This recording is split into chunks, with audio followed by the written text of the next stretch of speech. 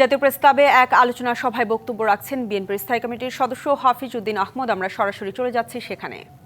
MC কলেজের প্রিন্সিপালের বাসায় যে পাক বাহিনীর ঘাঁটি ছিল, সেই গোলাবর্ষণ এবং বিমান যখন লো ডাইভ করে সেই যে শব্দ, ভয়াবহ শব্দ, আকাশ বাতাস বিদীর্ণ হয়ে যায়, এই ভয়াবহ শব্দে পাক বাহিনী সাদা পতাকা উড়িয়ে সারেন্ডার করলো। সেদিন জীবনে রক্ষা পেলাম। অলৌকিকভাবে অনেকবার বেঁচে গিয়েছি, অনেক সাহসী তরুণ দেখেছি। এখানেও যারা অনেকে আছেন এখন তাদের পক্ষ কেশ, চুল দাড়ি সব সাদা হয়ে গিয়েছে, কিন্তু এই অমিত বিক্রমে বাঙালিরা যুদ্ধ করেছে, এটি যে কোনো জাতির জন্য অত্যন্ত গৌরবের। পাকিস্তান স্বাধীন হয়েছে মাউন্ট ব্যাটেনের নেতৃত্বে ব্রিটিশ আমলে, টেবিলের উপরে ম্যাপের উপরে আঁকুবুকি করে দুটি দেশ সৃষ্টি হয়েছে।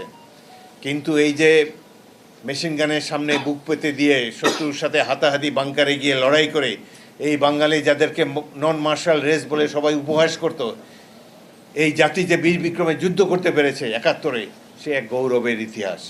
বসুন্ধরা টিস্যু, অশুদ্ধতার বিরুদ্ধে এক বিন্দুও ছাড় নয়। আজকে লক্ষ্য করেছি দুঃখের সাথে ৭৩ থেকে ৭২ থেকেই এই সাহসী যুবকদের কথা ভুলিয়ে দেবার জন্য, মুক্তিযুদ্ধের গৌরবময় উপাখ্যানকে ভুলিয়ে দেবার জন্য তৎকালীন আওয়ামী লীগের সরকার চেষ্টা করেছে। তারা বোঝাতে চেষ্টা করেছে যে কেবলমাত্র তাদের নেতাদের বক্তৃতাতেই দেশটা স্বাধীন হয়ে গিয়েছে। এই যে লক্ষ কোটি মানুষের যে আত্মত্যাগ, সারা জাতি যে যুদ্ধ করতে পারে, এই বর্ণনা ইতিহাস বইতে আপনি খুঁজলে পাবেন না।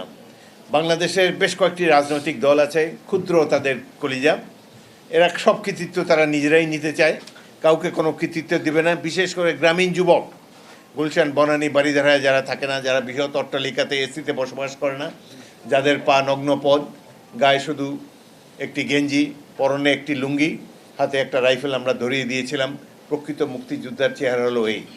এরা যে বীর বিক্রমে যুদ্ধ করেছে, ইতিহাসে এটি লিপিবদ্ধ হয় নাই কেবল রাজনৈতিক দলের নেতাদের কুচক্রের কারণে। তারা চেষ্টা করেছে শুধু তাদের নেতাদেরকে গ্লোরিফাই করার জন্যে। এই ধরনের চলতে চলতে অবশেষে আমরা এই জুলাই আগস্টে, ২৪শে আগস্টে এসে এই হারমাদ বাহিনীর স্বৈরাচারের মোকাবেলা করতে পেরেছি।